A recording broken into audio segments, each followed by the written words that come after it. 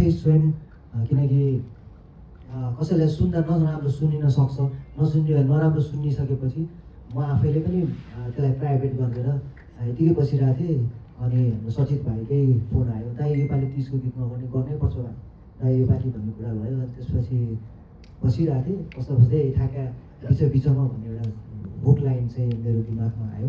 अनि त्यसपछि अब प्रायः जस्तो हाम्रो महिला दिदीबहिनीहरू चाहिँ क्लबतिर चाहिँ 30 भनेर चाहिँ प्रायः जस्तो हिन्दी गीतहरूमा बढी नाच्ने गरिन्छ। त्यो भएको हुनाले मैले चाहिँ यो गीतमा चाहिँ पुरै चाहिँ अलिकति मादलहरू पनि हालेपछि लोकलाई पनि मिसाएको छु।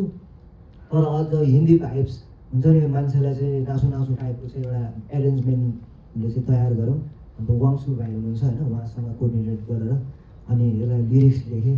लिरिक्स पनि राम्रै भयो। त्यस पछाडि अन्त गीत ट्र्याक अडियो रेडी गऱ्यौँ। अडियो रेडी गरेपछि मौसम भाइलाई भेटेँ।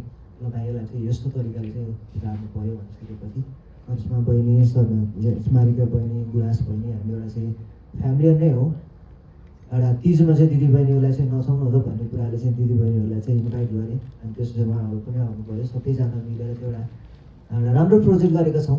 जे होस् अब तपाईँहरूलाई कस्तो लाग्यो, हामीले चाहिँ अब जहाँसम्म लाग्छ एकदमै मेहनत गरेका छौँ। आशा छ तपाईँहरूले माया गरिदिन्छ, सपोर्ट गर्नुहुन्छ। Thank you so much.